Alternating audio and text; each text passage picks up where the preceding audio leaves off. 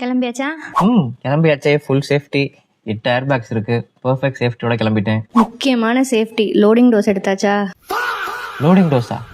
காரில் loading dose இருக்கிறத பற்றி எதுக்கு இப்போ நம்ம பேசணும் அப்படின்னு பார்த்தீங்கன்னா, ரீசெண்டாக தமிழ்நாட்டை சேர்ந்த ஒரு பிரபலமான மருத்துவர் காரில் போயிட்டு இருக்கும்போதே அவருக்கு ஹார்ட் அட்டாக் வந்துச்சு. அவர் ரொம்ப ஜீனியஸ், அதனால ஹார்ட் அட்டாக்னு கண்டுபிடிச்சிட்டாரு. கண்டுபிடிச்சு கூட உள்ள பேசஞ்சர்கிட்ட சொல்றாரு, கார்டியாக் ஹாஸ்பிட்டல் பேரை சொல்லி அங்கே என்னை அழைச்சிட்டு போங்கன்னு சொல்லிட்டு அந்த கார்டியாலஜிஸ்ட்டுக்கு ஃபோன் பண்ணி சொல்றாரு, நான் ஹார்ட் அட்டாக் கூட வந்துட்டு இருக்கேன், என்னென்ன ஸ்டெப்ஸ் எல்லாம் செய்யணுமோ நீங்கள் ரெடியாக இருங்க, நான் வந்துடுறேன் அப்படின்னு சொல்றாரு. ஆனால் அவர் அந்த இடத்துக்கு அழைச்சிட்டு போகிறதுக்கு முன்னாடியே ஆன் தி வேல அவர் இறந்துடுறாரு. சப்போஸ் அவர் ஹார்ட் அட்டாக்னு கண்டுபிடிச்ச உடனே இந்த லோடிங் டோஸை போட்டிருந்தாருன்னா கண்டிப்பாக அவரை காப்பாற்றிருக்கலாம். இப்போ ஒரு வாரமாக எல்லா டாக்டர்ஸ் குரூப்லையும் வாட்ஸ்அப் குரூப்லையும் இதை பற்றி எல்லாம் பேசிட்டு இருக்காங்க.